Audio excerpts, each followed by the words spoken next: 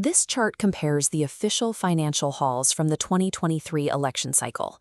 On the left, the National Party took in $6.27 million. On the right, Te Pāti Maori brought in just under $142,000. That is a 44-to-1 disparity. These numbers map directly to the interests these parties represent, a wealthy corporate establishment on one side, and tangata whenua, the indigenous people of the land, on the other.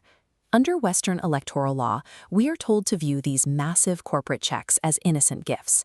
The legal fiction asserts that a $250,000 cash injection is simply an exercise in free speech, given with absolutely no strings attached. Treating a six-figure payout as a simple gift creates a massive blind spot in the record. It masks the heavy weight that these sums exert on the people who write our laws. To see how this system really works, we can look to the Te Ao Maori concept of koha. In the indigenous framework, a true koha is never a free, stringless gift. A koha carries utu. Utu represents the reciprocal obligation, the relationship, and the inevitable debt that forms between the giver and the receiver. When we read the public donation ledger through the lens of utu, the illusion of the innocent gift falls apart. The data reveals a system built on buying leverage, hiding behind the rules of Western law. Consider a transaction from February 2026. GMP Environmental Limited, a subsidiary drilling gas out of the ground, wrote 3 identical checks for $100,000. All 3 cleared within 48 hours. This flowchart maps where that money went. $100,000 to ACT, New Zealand First, and National.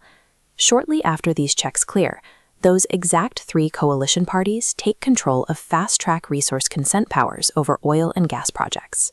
Imagine walking onto a marae, handing identical koha to 3 different, competing hapu on the exact same day, and expecting all of them to owe you mana at once.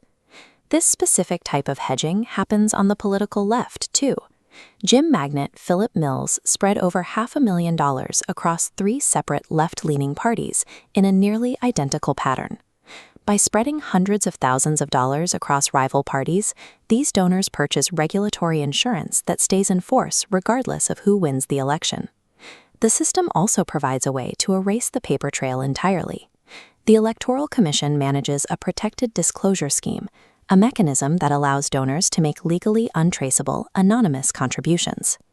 This pie chart illustrates the scale of that loophole in 2026. Out of nearly $500,000 in untraceable cash, the National Party absorbed 67.5% of it. In the indigenous framework, this breaks the core requirement of Wakapapa.